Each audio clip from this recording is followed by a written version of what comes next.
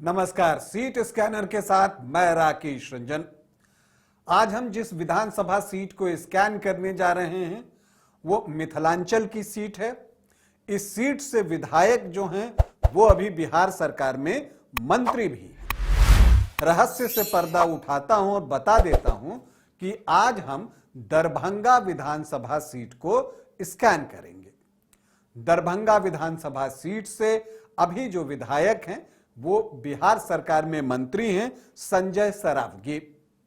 और यह भी देखने में आया है कि संजय सरावगी यहां से लगातार जो है वो जीत हासिल कर रहे हैं। इनफैक्ट उन्होंने लगातार यहां पर 5 जीत हासिल कर ली है। तो दरभंगा बीजेपी का किला बनता हुआ दिख रहा है और उस किले में सेंधमारी के लिए महागठबंधन इस बार यहां पर जोर लगाने वाला है।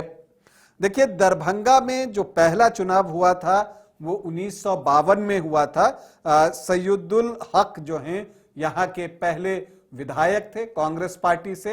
हालांकि 1957 और 1962 में दरभंगा नाम से जो है वो विधानसभा का चुनाव नहीं हुआ। दरभंगा नॉर्थ, दरभंगा साउथ और दरभंगा सेंट्रल नाम से चुनाव हुआ।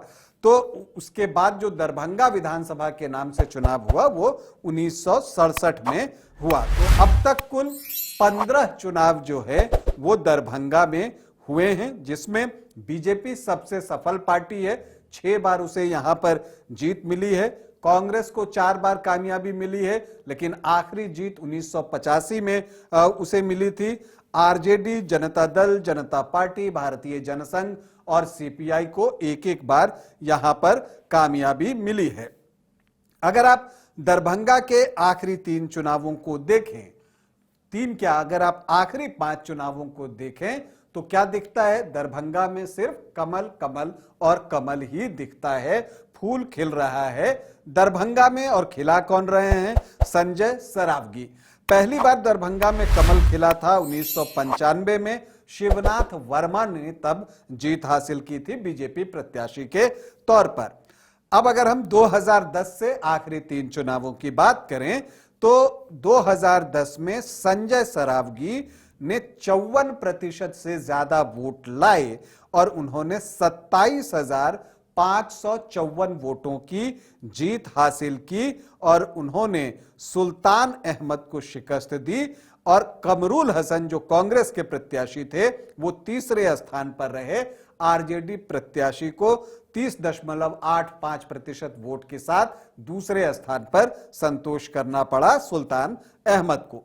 2015 में जब महागठबंधन बना तो लगा कि शायद बाजी पलट सकती है, क्योंकि महागठबंधन में आरजेडी तो था ही, जेडीयू की एंट्री होती है और कांग्रेस भी आ जाती है। तो एक मजबूत महागठबंधन बना था और 2015 में महागठबंधन की एक लहर भी दिखी थी। लेकिन 2015 में वो लहर दरभंगा में कोई काम नहीं कर सकी और यहां से संजय सरावगी ने जो है दरभंगा में एक बार फिर से फूल खिला दिया और वो भी 7,460 वोटों से। हालांकि मुकाबला करीबी हुआ। 47.65% वोट संजय सरावगी को आए। तो ओम प्रकाश खेरिया जो हैं, जो आरजेडी के प्रत्याशी थे, उनको 43% वोट मिले। तो एक क्लोज फाइट में लगभग 7,460 वोटों से संजय सरावगी जीते।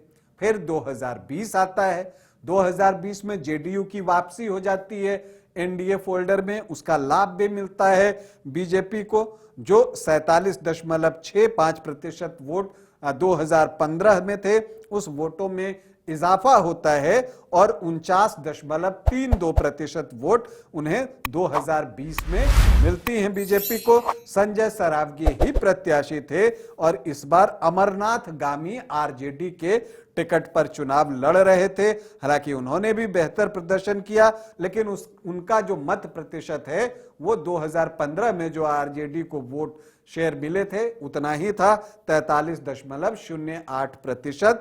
और संजय सरावगी के जीत का मार्जिन बढ़ता है 10,639 वोटों से। वो चुनाव जीतते हैं। लगातार 5वीं जीत उनको मिलती है दरभंगा विधानसभा क्षेत्र में। इस बार वो 2025 में जीत का सिक्सर लगाना चाहेंगे, तो दूसरी तरफ आरजेडी महागठबंधन चाहेगा कि उनको आउट किया जाए किसी भी तरह से और खुद जो है वो इन करे दरभंगा विधानसभा क्षेत्र की पॉलिटिक्स में, ये जो है उसकी कोशिश होगी। तो कौन अपने इरादे में कामयाब होगा, खैर ये तो हमें वक्त बताएगा। हम संभावित प्रत्याशियों की बात कर लेते हैं। देखिए, बीजेपी से संजय सरावगी ही होंगे, हालांकि कुछ और जो दावेदार हैं वो दावेदारी कर रहे हैं, लेकिन संजय सरावगी बिहार सरकार के मंत्री हैं, तो ऐसे में उनका टिकट ऑलमोस्ट कंफर्म ही दिखता है। आरजेडी से कौन कौन, तो एक 2015 में चुनाव लड़े थे ओम प्रकाश खेरिया, वो यहां पर दावेदारी कर रहे हैं। इसके अलावा अगर आप देखें तो जिला अध्यक्ष हैं उदय शंकर यादव, उनकी भी चाहत है कि उन्हें लालटेन के निशान पर दरभंगा में चुनाव लड़ने को मिले। राकेश नायक हैं, वो भी यहां पर दावेदारी करते हुए दिख रहे हैं। कांग्रेस से जो है उप मेयर का चुनाव जीत चुकी नाजिया हसन जो है वो दावेदारी कर रही हैं। और आपको बता दूं कि दरभंगा में जो मुस्लिम वोटर्स हैं उनकी संख्या अच्छी है, 23% से ज्यादा।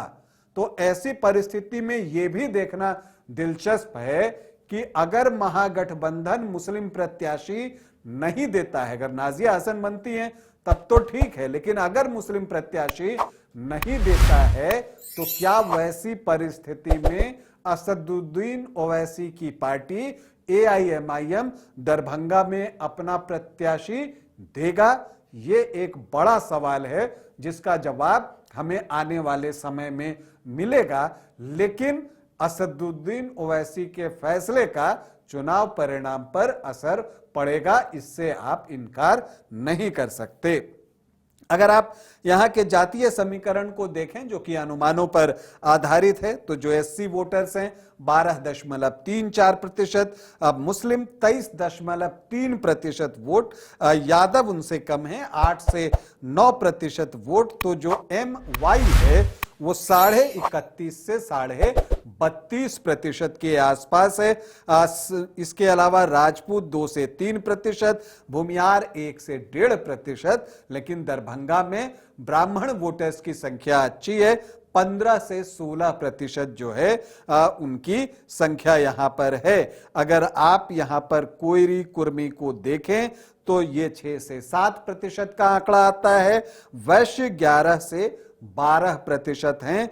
इसके अलावा सहनी वोटर्स मतलब मल्लाह वोटर्स 6 से 7%, धानुक भी यहां पर 2 से 2.5%, 3% के आसपास हैं, और अदर ओबीसी ईबीसी 12 से 14% के आसपास हैं। तो एक दिलचस्प मुकाबला, क्योंकि अब यहां आमने सामने की ही लड़ाई हमें देखने को मिल रही है। तो आमने सामने की लड़ाई में अगर कोई दूसरी तरफ से 1% वोट अपनी तरफ करता है तो उसका इंपैक्ट 2% के आसपास का पड़ता है, और मार्जिन जो है वो 6-6.5% के आसपास है।